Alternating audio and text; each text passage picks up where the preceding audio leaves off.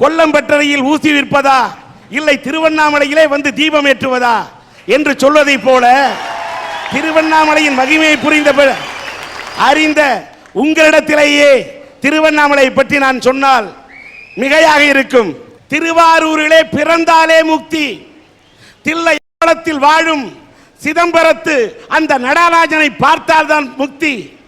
ஆனால் திருவண்ணாமலையிலே இருக்கும் அண்ணாமலை தெய்வத்தை நினைத்தாலே முக்தி என்று ஆன்மீக சான்றோர்களால் போற்றப்படும் புனித தலம் இந்த திருவண்ணாமலை.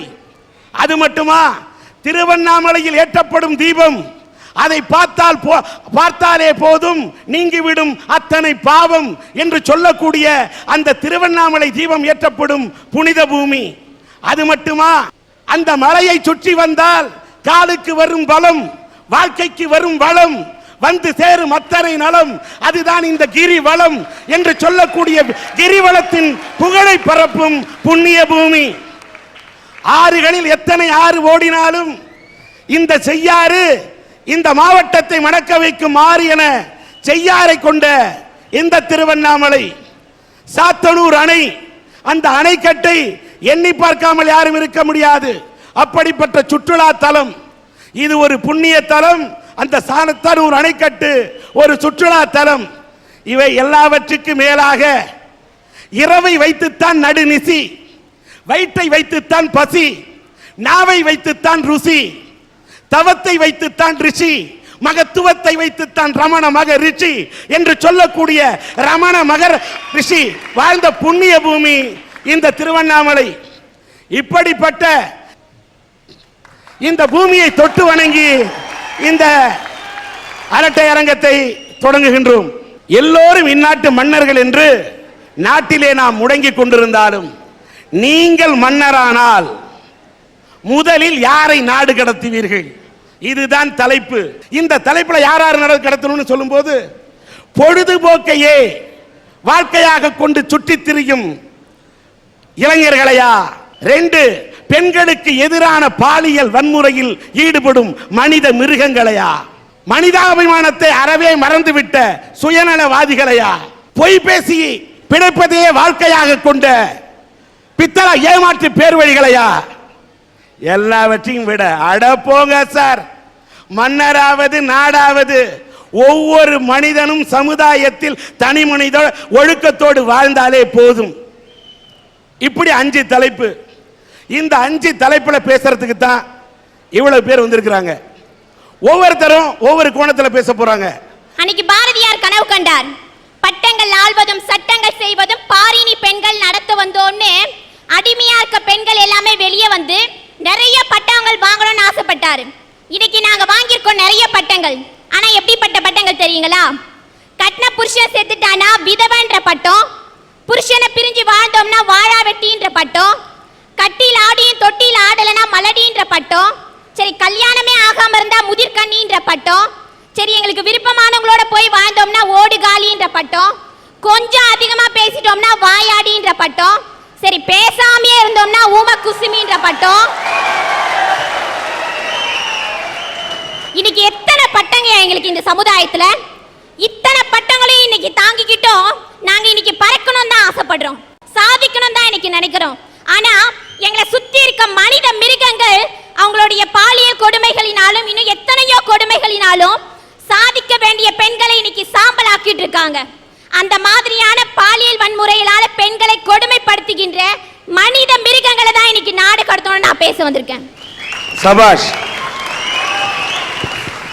இன்னைக்கு நாங்க ஒரு பஸ்ல போனோம்னா அங்க 1000 இடிகளை நாங்க இன்னைக்கு தாங்க வேண்டியதா இருக்கு, 1000 அசிங்கங்களை நாங்க இன்னைக்கு பொறுத்துக்க வேண்டியதா இருக்கு, 1000 அசிங்கமான அசைவுகளை நாங்க இன்னைக்கு தாங்கிக்க வேண்டியதா இருக்கு. சரி, இதை போய் நாங்க இன்னைக்கு வீட்டுல சொன்னோம்னா நாங்க என்னவோ இன்னைக்கு ஒழுக்கமா தான் இருக்கோம். வீட்டுல என்ன சொல்வாங்கன்னா, அம்மா சமுதாயம் இன்னைக்கு இப்படி இருக்கு, நீ பொண்ணா பிறந்துட்டியே இன்னைக்கு பொறுத்துட்டு போன்றாங்க. நான் எல்லார்கிட்டையும் கேட்கிறேன், இன்னைக்கு நாங்க பொண்ணா பிறந்துட்டோம், பொண்ணா பிறந்தா நாங்க எல்லாத்தையுமே பொறுத்து போனன்றது இன்னைக்கு சட்டமா? போதும், போதும். பொறுத்து பொறுத்து பொறுத்து நாங்க அடிமையா இருந்த காலம் எல்லாமே போதும். இனிமேலே எங்களால பொறுக்க முடியாது. அதை பொறுக்க முடியாமதான் இன்னைக்கு நான் இங்க பொங்க வந்திருக்கேன். இதைத்தான் சொல்றேன், அடிப்படையில் நீ பொங்கினால் போதாது, பொங்க வேண்டும் என்று நினைத்த காரணத்தால் தான் தங்கு தடையின்றி தமிழ் கொண்டு பொங்கு பெண்ணே என்று சொல்லத்தான் இந்த அரட்டை அரங்கம் உங்களை போன்ற இளம் பெண்களை இங்கே அழைத்திருக்கிறது. இன்னைக்கு மருமகளை மகளா நினைக்கிற எத்தனையோ நல்ல மாமனார்கள் இன்னைக்கு இருக்காங்க. ஆனா குமரி மாவட்டத்துல தக்கலைன்ற ஒரு இடத்துல தன்னுடைய மகன் எப்ப வெளியே போவானோ, எப்ப மருமக கிட்ட சில்மிஷம் பண்ணலாமோன்னு காத்துட்டு இருந்த ஒரு மனித மிருகத்தினால இன்னைக்கு நிர்மலா ஜெயந்தி அப்படின்ற அந்த பெண் தூக்குல தொங்கிட்டாயா. அதுவும் தன்னோட 5 வயசு குழந்தைய விட்டுட்டு. இன்னைக்கு அந்த குழந்தைக்கு 1000 உறவுகள் வரலாம், 1000 சொந்தங்கள் வரலாம், எல்லா செல்வங்களுமே இன்னைக்கு கிடைக்கலாம். ஆனா அந்த அம்மாவுடைய பாசம் இன்னைக்கு அந்த குழந்தைக்கு கிடைக்குமா? இந்த மாதிரியான மனித மிருகங்களை தான் இன்னைக்கு நாடு கடத்தணும்ன்றது என்னோட கருத்து. வணக்கம். வணக்கம் சார். தேனி என்ன பண்ணுது? தேனி அங்க எங்க அலைஞ்சி மலர்கள்ல போய் தேனை சேகரிக்குது. அது எவ்வளவு கஷ்டப்பட்டு ஒரு பூக்கும் தாவி தாவி தேனத்திலிருந்து சேகரிக்குது. சார் எறும்பு என்ன பண்ணுது? எறும்பு சுறுசுறுப்பா அங்க எங்க ஓடி போய் இறைய தேடிட்டு வருது. சார் ஒரு நிமிஷம்.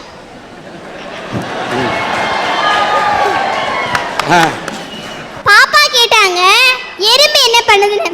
அதுக்கு நீங்களும் ஒரு பதில் சொன்னீங்க சார். இதே ஒரு நடிகையை கேட்டிருந்தா என்ன தெரியுங்களா சொல்லுவாங்க? சின்ன ராசாவே சித்திரம்பு என்ன கடிக்குது அப்படிதான் சார் பாடிருப்பாங்க. சீமா நீ ரொம்ப ஓவரா போயிட்டு இருக்க. சார் காக்கா குருவி என்ன சார் பண்ணுது? காக்கா குருவில அங்க இங்க பறந்து தன் இறை தேடிட்டு வருது. அது எவ்வளவு கஷ்டப்பட்டு ரொம்ப தூரம் போய் தான் குஞ்சுகளுக்கு யாராச்சும் வந்து தான் குஞ்சுகளுக்கு கொடுத்து சாப்பிடுது. 5 அறிவு படிச்ச விலங்குகளே தன்னோட கடமையை செய்யறப்போ 6 அறிவு படிச்ச சில இளைஞர்கள் மட்டும் தன்னோட கடமையை செய்யாம வீணா பல்துப்பாக்கி இருக்காங்க சார்.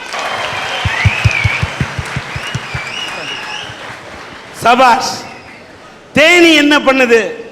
எறும்பு என்ன பண்ணுது? காகம் என்ன பண்ணுது? எல்லாம் சுறுசுறுப்பா எங்கி இறைச்சேக்குது. ஆனா வாழ வேண்டிய வயதுல இளைஞர்கள் எல்லாம் பொழுதுபோக்கே வாழ்க்கை என்று வாழ்க்கையை வீணாக அடித்துக் கொண்டு சுற்றித் திரிகிறார்களே, அந்த இளைஞர்களை பற்றி பேச வந்திருக்கிறேன் என்று ஒரு அரும்பு முள்ளையாக இருக்கக்கூடிய ஒரு சிறு இந்த குழந்தை பேசும்போது நான் ஏன் இந்த இந்தியா நிமிர்ந்து நிற்காது? சபாஷ், உனக்கு என்னோட பாராட்டு. பாரதியார் என்ன சொன்னார் சார்? பாரதியார் என்ன சொன்னாரு? பாரதியார் நீ சொன்னாதான் தெரியும். ஓடி விளையாடு பாப்பான்னு சொன்னாரு. சரி, எதுக்காக சார் சொன்னாரு? ஒரு உடல் ஓடி விளையாண்டா உடம்புல நல்ல ஆரோக்கியமா இருக்குன்னு சொன்னாரு. படிச்சிட்டு இருந்தா மட்டும் போதாது, நல்லா சுறுசுறுப்பா ஓடி விளையாடுறதுக்காக தான் சார் போடுறேன். சார் ஒரு நிமிஷம். அவங்க அம்மா வீட்ல டெய்லி படிக்க சொல்லுவாங்க போல இருக்கு, விளையாடவே விட மாட்டேன்றாங்க போல இருக்கு சார். அந்த பிரச்சனையை கொண்டு வந்து பாப்பா இங்க சொல்றாங்க சார். சரிம்மா. சார் அதுக்கு ஒன்றும் நான் சொல்லல சார். குழந்தைங்க படிச்சுட்டு இருந்தா மட்டும் பார்த்தா சார், சுறுசுறுப்பா ஓடி விளையாட்டு இருந்தா சார். அதுக்காக தான் சார் சொன்னேன். சரி, ஓடி விளையாடணும், ஓடி நல்லா விளையாடலாமா? பாரதியார் சொன்னார். அவர் குழந்தைகளுக்கு மட்டுமா சார் சொன்னாரு? இளைஞர்களுக்கு தான் சார் சொன்னாரு. இளைஞர்களுக்குன்னு சொன்னாரு. சரி. எப்படின்னா குழந்தைங்களா இருக்கிறப்போ சுறுசுறுப்பா விளையாடணும்.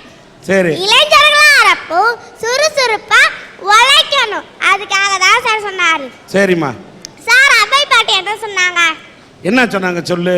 திரைக்கடலோடையும் திரவியம் தெரின்னு சொன்னாங்க. அவங்களாம் அந்த காலத்து மனுஷங்க. இந்த காலத்து மனுஷன் ஜனாதிபதி என்ன சொன்னார்னா, கனவு காணுங்கள் இளைஞர்களே என்னார். ஜனாதிபதியே கனவு காண சொல்லிட்டாரு.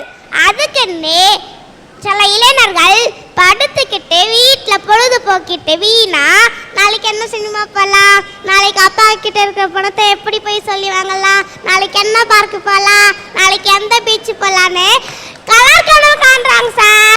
நம்ம எப்படி முன்னேறலாம், நாட்டை எப்படி முன்னேற்றலாம் திட்டம் போட சொன்னாரு சார். திட்டம் போட சொன்னாரு. சபாஷ். அந்த காலத்து மனுஷங்க சொன்னதையும் கேட்காம இந்த காலத்து மனுஷங்க சொன்னதையும் கேட்காம சில இளைஞர்கள் வீணா தான் சார் பொழுது போக்கிட்டு இருக்காங்க. அவங்களெல்லாம் என்ன சார் பண்றது? என்ன பண்ணணும் சொல்லு. நாடு கட்டணும் சார். ஏன்னா இப்ப நீ தான் நாட்டோட அரசி. அட போங்க சார், நாடாவது மன்னராவது ஒவ்வொரு தனி மனிதனும் சமுதாயத்துல ஒழுக்கமா இருந்தாலே போதும் சார். சார் எங்கிற மாதிரி இன்னொன்னு, அட போங்க சார், நீ சொன்ன நான் இங்கே போயிடலாமான்னு யோசிச்சுட்டேன். சார் நான் உங்களை சொல்லல சார், தலைப்பை சொல்றேன். தலைப்பு ஆமா உன் சார். பேச்ச பார்த்தா எனக்கு பெரிய மலைப்பு.